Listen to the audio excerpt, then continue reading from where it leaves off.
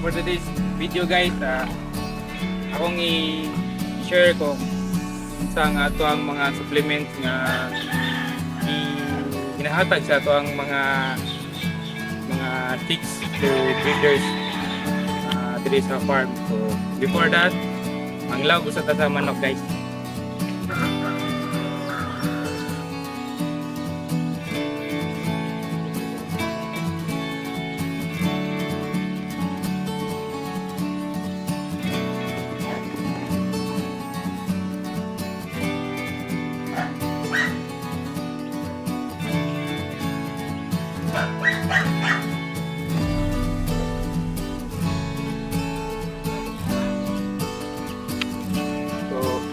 Ang among practice diri guys is unahon na mo ang mga di-old nga sticks para in case ba na mga virus, so ato ang mga dagko nga mga edad na di maka-survive na sila ever na ay mga viruses sa kuan sa mga di-old. So mo din naman ginalaw guys, stick booster sa warhawk ba naman. Ang paglawag yan ang mga nila guys at libitong nila guys. So meaning unli na siya.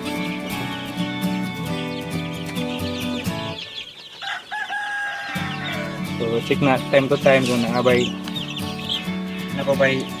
lawag siya. Ano yan? More than 2 weeks, more than 1 week. Hindi ka dali. Tawag.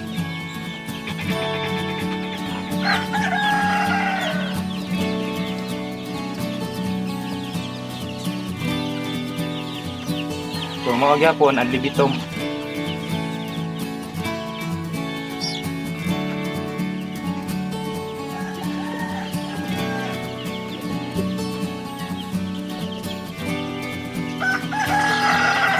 Mong i-supplement nila guys, probiotic guys.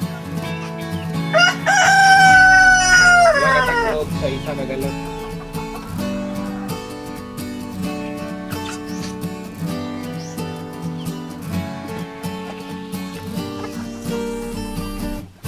Ano itong tubig nila. Ito na siya mikos guys. So, probiotic atong itagol niya.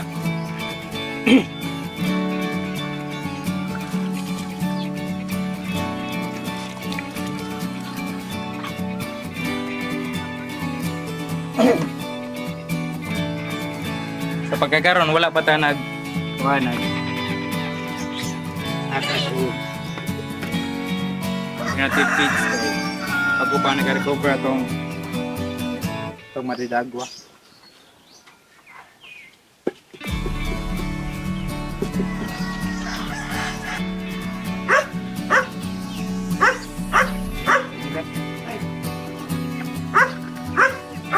Mori na itong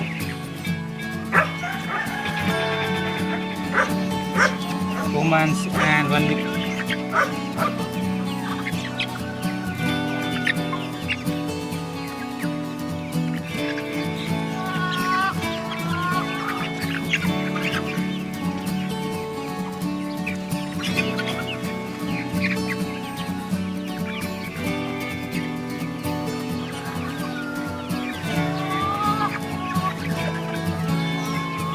Sige guys. So matausbon ako ang hatag ng supplement na nila tagol sa feeds sa probiotic mixture sa hugas bigas, Bear Brand, then molasses. So ang preparation na niya guys 1 week. So in all kuhan siya 1 month preparation siya kung saan ito gamito na atong mixture sa probiotic.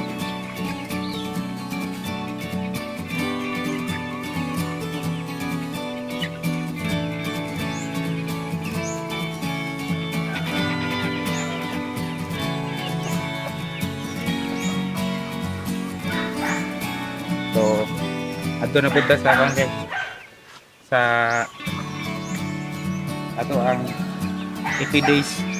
80 days ang dali. Mo na sila guys.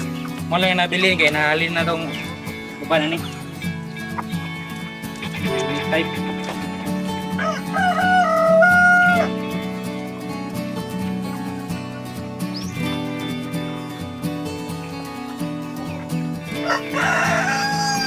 Kanindot na nila guys kay dual purpose nila. Pwede pang meat o pwede pang egg. So ang atong pang meat type mo na siya mga laki.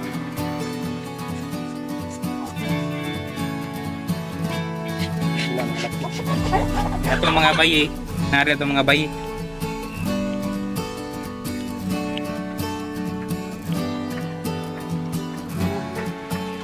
Lahat lang ga.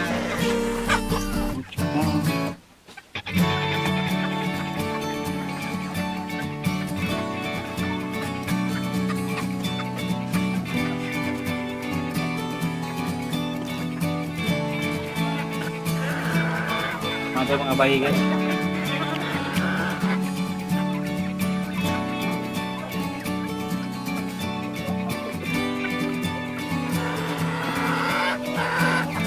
Gamay ito na ginahalin ang upan.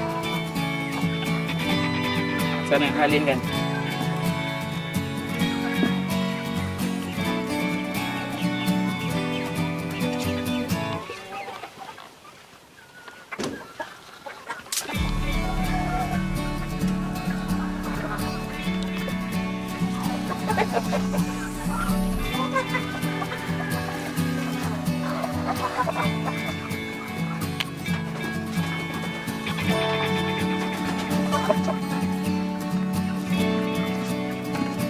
So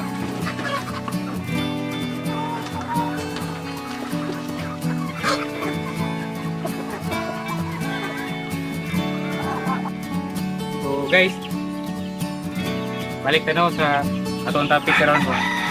Unsa nga mo ang mga supplements. So mao ni siya atong supplements guys. Number 1,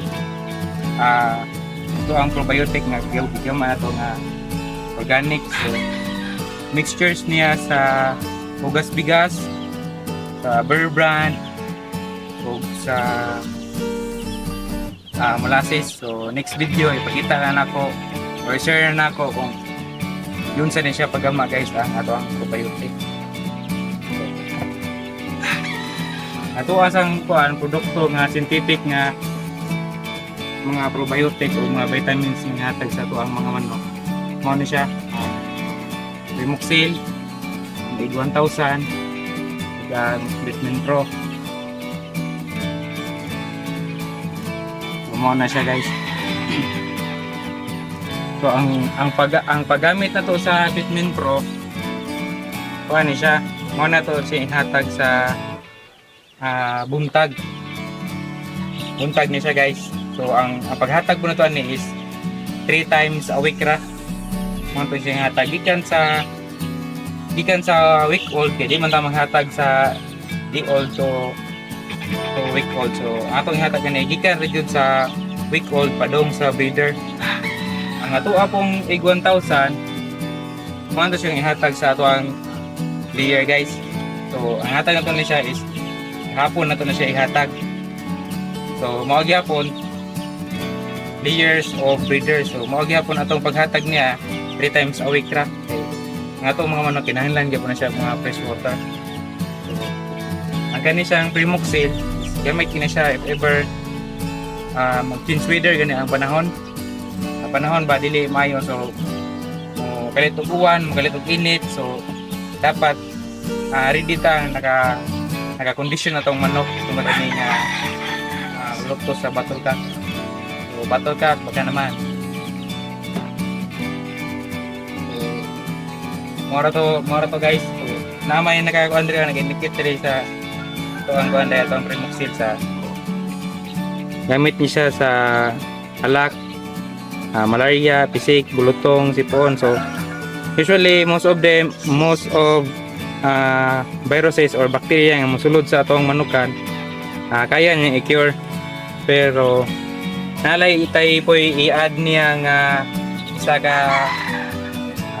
tambal, which is ang produkto gyapon sa Batulkak, which is ang sulfar. So mao ni siya ang sulfar pares sa ato ang Primoxil guys. So mao ni siya gina-maintenance ron sa ato ang manok or atong ginagamit para iwas sa sakit. So it's better to prevent than cure man.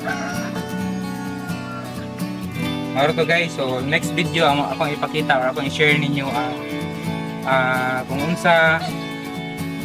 unsaon paggamit dili unsaon pag-prepare aning probiotic nga organic na to nga probiotic guys. Please subscribe and like and share guys para sa ato ang mga susunod nga mga video. So update susunod nga video. So that's all guys. Salamat and peace.